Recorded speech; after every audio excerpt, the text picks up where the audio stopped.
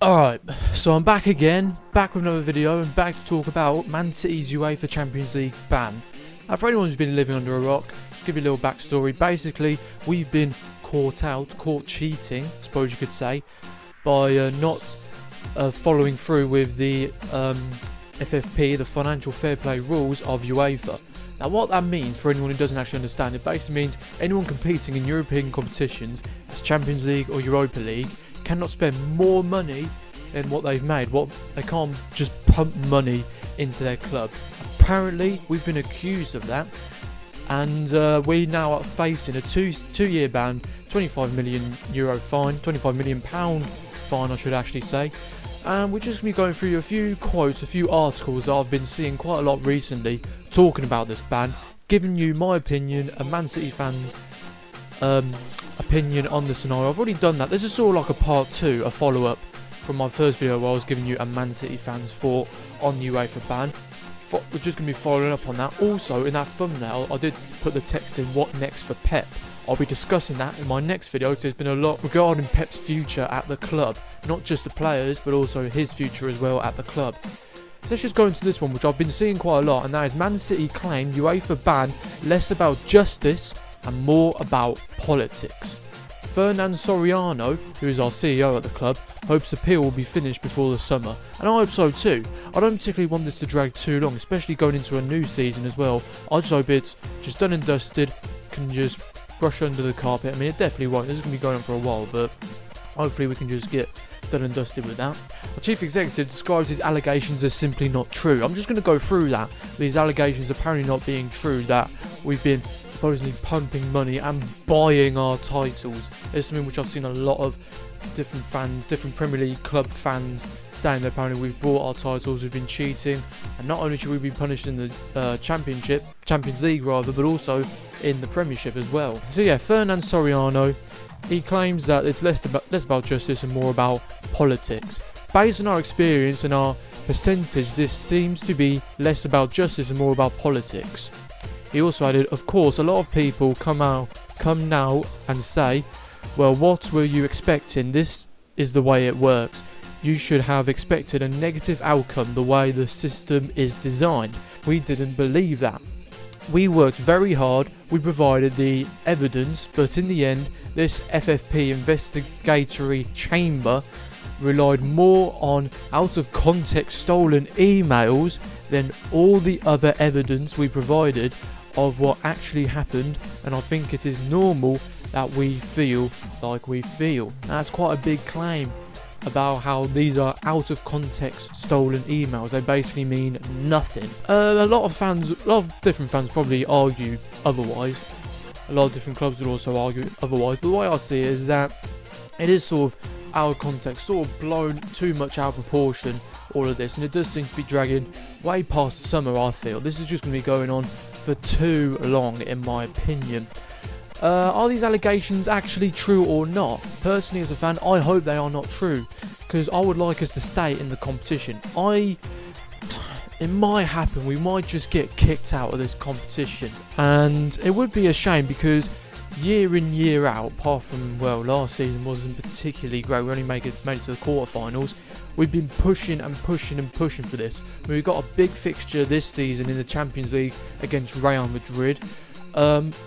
My predictions, my hope for that, I'm hoping that we beat them. I feel as though we do have the capacity and the team to go ahead and beat them. I reckon we'll draw 1-1 in the first leg, and then next leg we'll probably win 1-0, or vice versa, the other way around. We're not here to talk about that, we're just here to talk about this supposed ban, all these allegations. It's yet to be decided, in my opinion, as to whether or not these are actually true. We're yet to see any hard evidence. I mean, we supposedly have seen hard evidence, but one of the owners, one of the CEOs, the chief executives, they've come out and said that these simply are not true. I hope that is in fact the case and we can just overturn this ban. I feel as though we can, personally as a fan, that we can overturn this. There's something which I do want to point out, which is the lawyer that we've employed for this as well, for these allegations, to help us turn them around in the football court. I can't quite remember what it's called, but we're actually going as far as taking this to court to appeal about our ban. Yeah, myself as a fan, and also people such as Gary Neville, like I mentioned, he's come out and said that UEFA are flawed, and we've also been doing anti-protest, well, not really protest, anti-UEFA banners saying that you are rotten to the core or something like that. It's very clever, very good artwork, very good wordplay on that, how we've described UEFA. I see it, I mean, I need to see more in it, but from an outside point of view, where yes, I'm a dedicated football fan of this club, but I don't know, it does seem to be somewhat of a flaw. I'm not too sure as to why it is, but regardless, the way I see it is that I see us overturning this at some point. It should be done before the summer. I completely and utterly agree with our CEO there, that it should just be done and dusted. Just get this over and done with. Just like the Brexit deal, let's get Brexit done. It's just a lot to go by, really. It just is a lot to go by. It seems a little bit ridiculous. Just looking here at some quotes, seeing what else there is. This is on The Guardian that I'm going on. I did say in my last video that I was just going to go ahead with Sky Sports, but it's very limited within that, so I've decided to just broaden out and just try and see what other articles, what other people are saying about our supposed justified ban. So I'm guessing this is the CEO that's come out and said it. He said, "We are looking for an early resolution, obviously through a thorough process and a fair process," which I see as being very good. Go through this thoroughly, just get it over and done with, and just move on. But also being fair and not just being biased. I'm guessing that's what he means by that. So my best hope is that this will be finished before the beginning of the summer. Yeah, this is Soriano, our CEO, talking. And until then, for us, it is business as usual. The way fans would see that, they'd say, "Oh, business as usual, just throw money at the club, yeah, brilliant." I mean, personally as a fan, I wouldn't say... I mean, we have spent £1.5 billion in the last 10 years on like 250 players. So I've got that against us going against us. But when you consider all the players like that we've brought, just a little example here, just as all the players that we have brought, Laporte, I think he was our most expensive defender. I think he was like, I can't remember, was it like 60 mil, 57 million pounds, something like that. Let's compare it to Virgil van Dijk. Yeah, right, he's apparently the best defender in the world. I mean, he's the best in the league, I'll give him that, but not the best in the world, come on. But Laporte was nearly £20 million less. Going to the midfield, the most expensive midfielder, I believe, was Rodri. He was like 65 million pounds. I can't quite remember. Let's compare that to Man United's most expensive midfielder, who was at one point the most expensive player in the world, Paul Pogba, 90 million. So we're not really entirely throwing money at the club. I wouldn't say so personally as a fan. Edison, he's another example. When we bought him, it was like £36 million. We had the most expensive goalkeeper in the world at that time.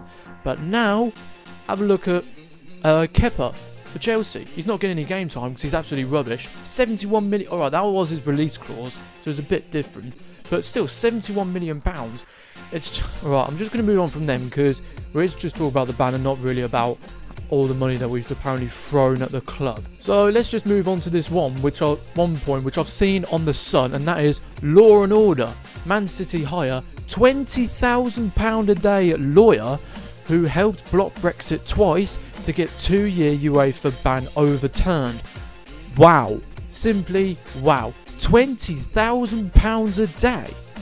Is that really how much a lawyer is nowadays? I mean, yes, he must have some power with him, and hence why the fee is massive. I mean, he's getting more in a day than I used to get in a year. Let's put that into context. That's just ridiculous. So he must have some, like I said, he must have some sort of high status, because he did have the power to go ahead and block Brexit twice. I think, just scroll down here, it was in 2016 he successfully stopped Theresa May from taking Great Britain out of the European Union without parliamentary consent. So this bloke, his name's David Pannick QC. He's been hired by the citizens on an eye-watering £20,000 a day fee. That is according to The Sun. I mean, it is a big old fee, and his surname does half describe our scenario when you see it, is that we are in a sort of panic stage, I suppose you could say.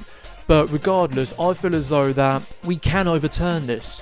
Yes, we do have the money going for us, but I feel as though if we do come out with some truths from our CEO, from our chief executive, from the owner himself, Sheikh Mansour. I think we need to hear a bit more from his point of view instead of just getting people to just talk for him. We need to hear from him, word to word, from his mouth, what he actually thinks to all these allegations. I mean, he might probably lie. He might say, "Oh, these aren't true," or these allegations aren't true, or he might just try and find some way to just. I mean, let's put it this way: he's probably got enough to buy UEFA. He could just do that, get it done and dusted, and then we'll just move on. But I'll just be honest here, as a Man City fan, this is quite rich coming from me. But the way I see it is that yes, alright, we have been found out. I think it was Arsene Wenger, who works for FIFA, has found out about and basically grasped us up about these allegations against us, saying that these rules must be respected, which I'm totally fine with. Any rule in any scenario has to be respected, especially something as high as this, where you can't just pump more money into your club than you are making in different competitions. But the way I see it is that the money in football is so corrupt and so disgusting. It just does my head in. Sometimes I just want to turn my back from football. It's just all like these millions and millions and millions of pounds. I'd say it's about as corrupt and about as disgusting, about as stupid as racism. I mean, that has taken one context all the way to another, and that's just an entire new video in itself talking about the racism in football. But it's just comparing 2 and 2, just putting 2 and 2 together, I suppose you could say. But at the end of the day, as a fan, I'm just going to go ahead with the same sort of conclusion that I reckon we'll be fine. We will get through this. Summer, I'd say, it's not actually a deadline, but we should make it a personal deadline at the club for us to just get this done. Because otherwise this will drag. This will drag easily for the next 2 years that we are banned. But saying that, if we can't overturn this ban, even though UEFA are in fact flawed, well, not in fact flawed, it's quite opinionated, but they do seem to be flawed in their ways of looking at things. I reckon in these 2-year ban, we could take this time to just build our team up in a sense of just in any other competition really. Premier League, if we do not get relegated, I don't see us getting put down all the way down to League 2. I don't see that happening. So there's Premier League, we could just concentrate more on that. FA Cup, Carabao, of course pre-season Community Shield, that's not really a title. That's more of like a McDonald's trophy, let's put it that way. But we have all those going for us. Like, there is a lot of negatives you could see at this if we do end up losing this appeal. But the way I see it is that you just got to look at the positives. We're going to be fine. We've been in worse places than this at the club. Even before, well, of course, before this financial takeover at the club in 2008, we were in all sorts of bother, especially with our 8-0 loss against Middlesbrough as an example. We was relegated two seasons in a row. There's a lot to go by, but personally as a fan, we're going to be fine. I see us overturning this. I see us retaining our titles as well, and I'm going to go as far as this. I see us winning the Champions League this season. We've just got to push. We've got to dig so deep. We've got to just reach so far down to just try and get the absolute best out of our players. Guardiola has got to go to town mentally and physically with our players to go ahead and just win the Champions League. Because if we do that, that will make UEFA look so stupid. It will make him look ridiculous. It will make him look like these allegations was just a slap in the face to them. Well, I'll look stupid if we go and say and then we lose. We get knocked out by Real Madrid as an example, or worst comes to worst, Liverpool again, or even Tottenham again. It would just make us look stupid. There's like, if we win it, it'll make UEFA look stupid. If we lose, it'll make us look stupid. But at the end of the day, the way I see it, with this lawyer coming in, he does seem to be very experienced within European sort of scenarios, I suppose you could say, politically wise. So I feel as though we are just going to be fine. Like I said, we'll get overturned, I feel, and we will just keep moving on. But that's where I'm going to leave it. This has just been, I feel as though I've waffled on for quite a bit, given a lot of my own opinion. Hopefully you all understand where I'm coming from. We're going to be fine, we are going to make it. I feel as though I've been repeating myself in this video just to elongate it. But regardless, that's how I see it, that's how I'm calling it. If you enjoyed this video, give it a like, subscribe, and I'll see you lot in a bizzle.